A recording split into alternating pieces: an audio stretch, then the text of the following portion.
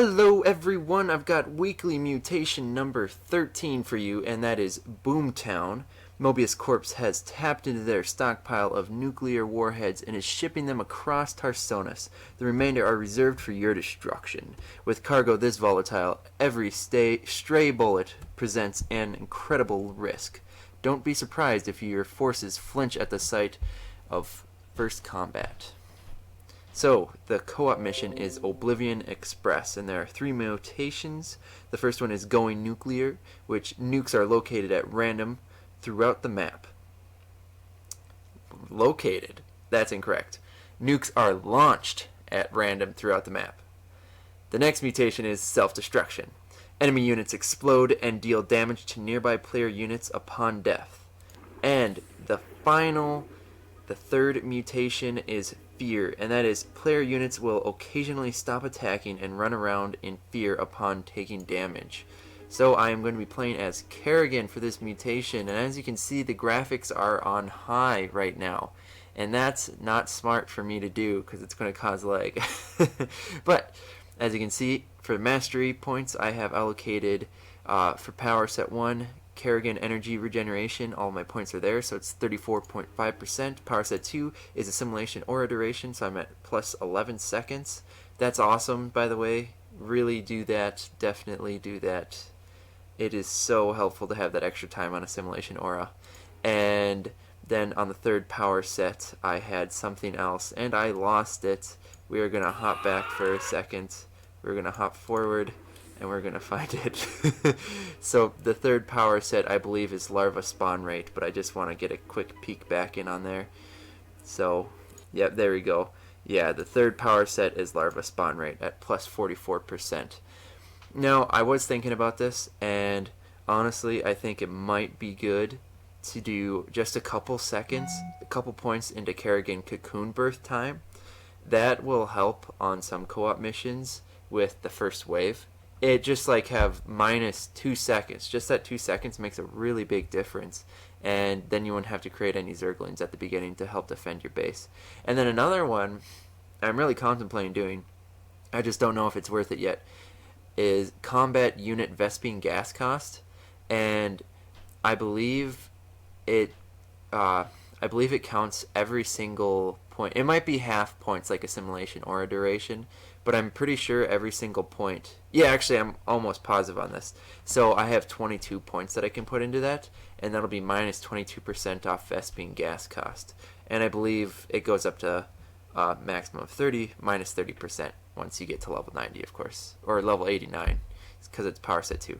So yeah, that'll be pretty good, I think. So I'm going to try that out eventually, but we'll see what happens. For now, we're going to be using Assimilation Aura Duration.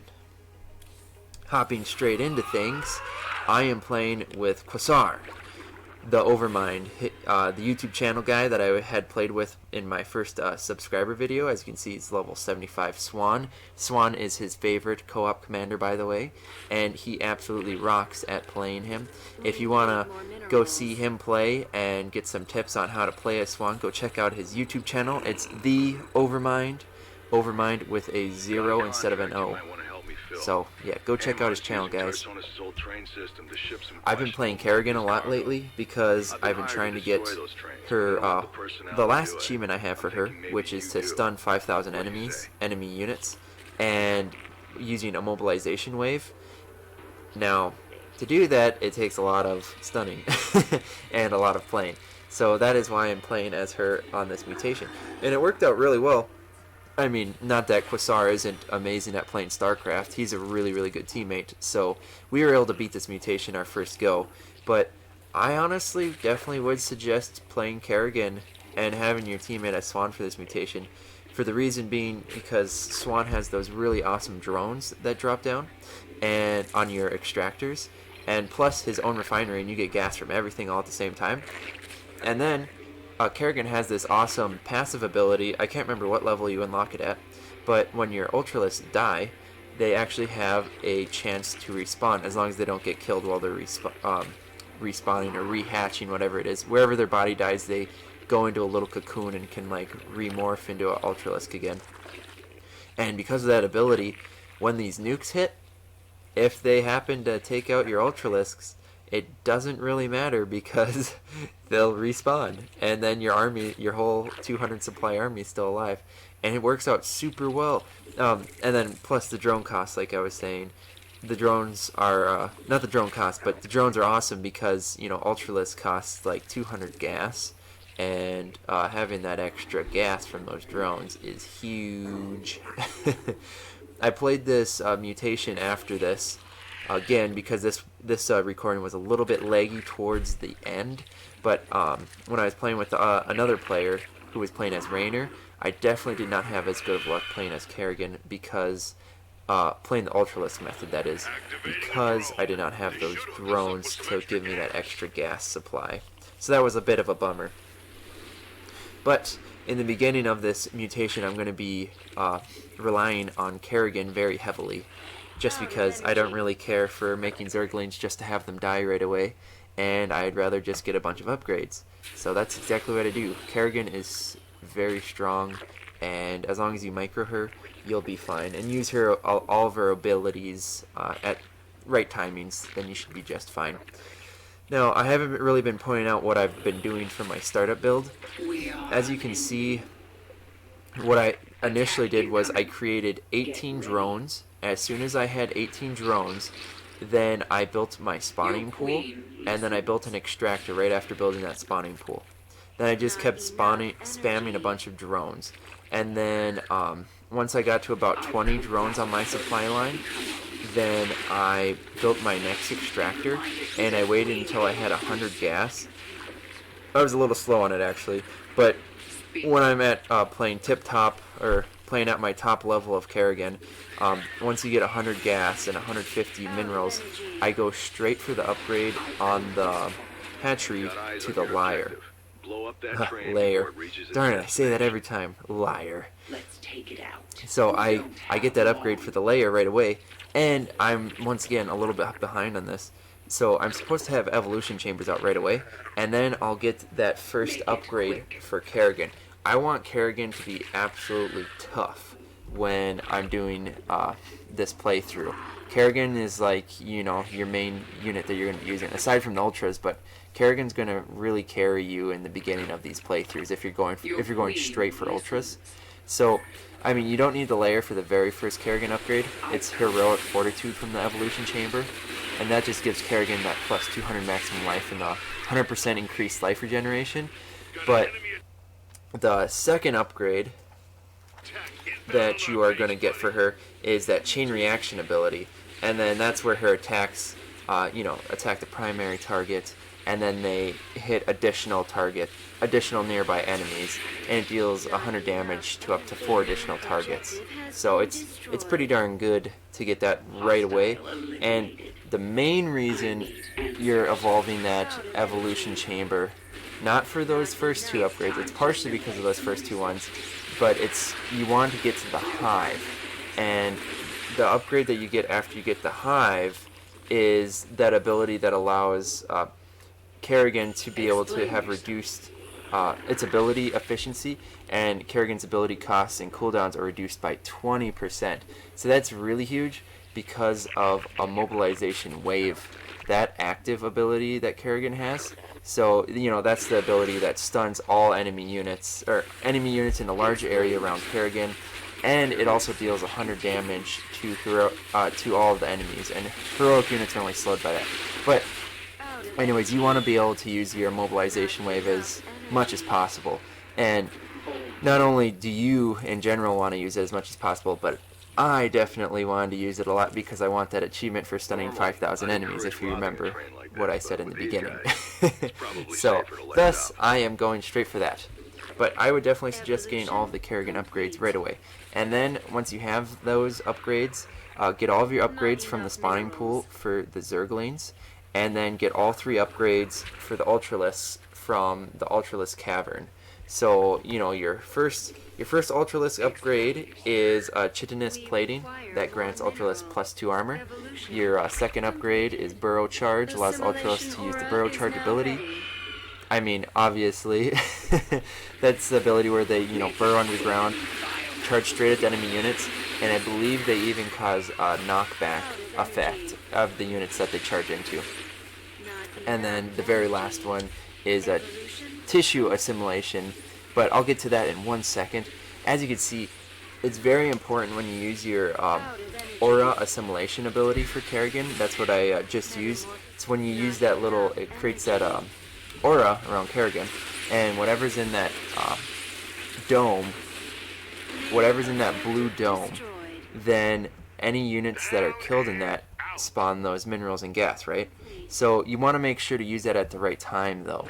Don't just use it when you have a couple of units at a time. I mean, in the very beginning, you know, first couple waves, it's fine to just use it because, I mean, there's not going to be a whole lot coming at you. But you really want to try use that assimilation aura when the trains are coming, and it's really important actually to use it at the right time, because the better timing you have on using it, then you're going to have, you know, more resources to get the rest of those upgrades, which are essential, especially for weekly mutations, because weekly mutations are so crazy hard. And once you're also going to get those upgrades, and then you'll be able to just spam those ultralisks. You want to get those ultralisks as soon as you can. I mean, I took my sweet time on getting them, but once I get to that point where I'm ready, I have, you know, but I basically go from 0 to hero. I have a full, complete army of ultralisks. And then Quasar is running around with his huge army of Thors and science vessels. So those Thors plus the ultralisks, really good combo. I mean, Kerrigan and the Thors are working out pretty well on their own right now too, but we're doing a pretty good job with this with this combo, and the ultralisks are just going to be a huge benefit. But once again, like I said, we're using that assimilation aura ability when the train comes. The trains always carry a pretty decent load of enemies. I mean, you will have a couple enemy waves coming for your base on Oblivion Express, but nothing like the trains themselves. Okay, so back to that last upgrade I was talking about, tissue assimilation. That grants ultralisks life equal to 40% of all damage dealt from normal attacks. So, I believe, if I'm not making bad assumptions on this, if you have the level 3 melee attack, ground melee attack upgrades, I believe that will definitely increase your tissue assimilation ability, which increases the life of your ultralisks. And then if you already have the chitinous plating plus ground carapace level 3, you're going to have plus 5 armor on your ultralisks, plus all that 40% extra health. It's just going to be so hard to kill your ultralisks. And then not only that, your ultralisks can respawn after dying. It's just all this stuff stacks on top of each other, and ultralisks are really good, especially when you have plus 11 seconds on your assimilation aura ability.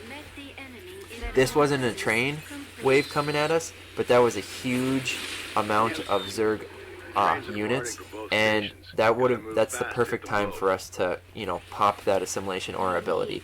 You can just see how many resources we're getting right now, all this gas and minerals, and I just spammed all of those ultralisks down. And now there's another huge wave going. But luckily, since this is a co-op mission, there was Overmind to save the day. Quasar, we're gonna go with the Overmind. I'm gonna call him the Overmind since, you know, that's his YouTube channel. The Overmind called down that nuke that Swan has for his big turret or drill, for the big laser drill, and that pretty much decimates everything in the area, so it was good. And then right here is another great spot to use that aura assimilation ability again, because there's a ton of enemies around this train, and we're just going to do everything we can to absolutely, you know, take as many of them out as we can. Also, you can get minerals from taking out this the train itself as well, if you have the aura assimilation ability up while it's being blown up. But, you know, it's got a ton of health, and we're not going to get lucky this time on getting it. I'm saying laugh out loud here because it was just getting so absolutely laggy. And, you know, I made the mistake of turning on my graphics too high. And, yeah, I'm going to make sure not to do that again. I definitely do need to upgrade my PC, and I'll get to that, guys. But I need to make sure to keep my weekly mutations on the lowest graphics possible so I don't have that lag.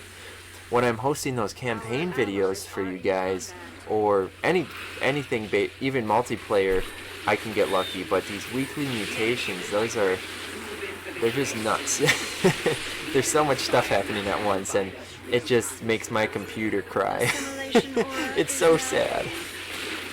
But something I wasn't pointing out before is what I've been doing with Kerrigan is when those trains come, I've been using that leaping strike ability. I use the psionic shift ability. That's when Kerrigan dashes through all of her enemies and does area damage to all enemies in her path. And that's really good and everything, but leaping strike is definitely where it's at. Leaping strike does 300 damage to whatever Kerrigan leaps to. So you regenerate your energy so fast because you've got that the increased mastery skill for all those points that we put into the first power set skill. Not only does Kerrigan already regenerate energy fast, and you got that energy or ability efficiency upgrade from the evolution chamber, but this ability is pretty darn cheap to use. So you dash to that train and just pop the hotkey Q button over and over on that train until it's dead. And honestly, you can take out a whole train with just Kerrigan if you had to, and there weren't enemy units around you. But that's what I generally end up doing. I just use the attack command with my Ultralisk. I'll just attack command so they attack all of the enemies around the train, and then I just focus down the train with Kerrigan. I hotkey Q over and over. I click Q and then click on the train. Click Q, click on the train. And I just do that a bunch of times really fast until it's gone. Because, 300 damage every time, it's really good. And that tends to work out pretty well. And then right here again, I honestly didn't have to use a mobilization wave, but I'm just really hungry for that achievement. And I believe the achievement is called In the Name of Love. I don't know why it's called In the Name of Love. Maybe it has something to do with the Heart of the Swarm campaign, with Kerrigan using that ability when she's coming after Raynor. That's the only thing I can think of. But other than that, it's called that achievement, and I'm pretty sure once I get this achievement, I'll get a portrait from having all of Kerrigan's co-op mission achievements. And then after that, I only have one achievement left for all co-op commanders, and that's for Swan. Collect 100,000 Vespine gas from his drones. And that's it. Then I'll have all the achievements, and I'll probably make another video for that. But anyway, back to what we're doing. As you can see, one of those Ultralisks just died a second ago, but it didn't actually die, because the nuke hit it, and it immediately started to respawn. I can't remember how often those Ultralisks can do that ability. I think it might be every 60 seconds, kind of like Dark Templars for Warzone. I believe if your Ultralisk doesn't die after respawning again in 60 seconds, then it can just keep doing that over and over. I could be wrong though, and it could just be an infinite thing as long as your Ultralisk can respawn. So like I said, while this Ultralisk is respawning, it's not invulnerable to being killed while it's respawning. So that might be the weakness. Not quite sure though. And as you can see, we've been really on top of getting all of these bonus objectives, but you've got to be careful of this second bonus objective. 3 nukes plus a 4th one drop down on us, and I actually do lose a couple Ultralisks here. They didn't have a chance to respawn. The nuke drops, and they're trying to respawn, and then another nuke drops on top of them and kills them. And then there's another nuke, and then another nuke. So it's pretty darn crazy. And as soon as you kill those trains, you've got to move away right away, because it drops down like 100 of these little mini explosions, because that's one of the mutations.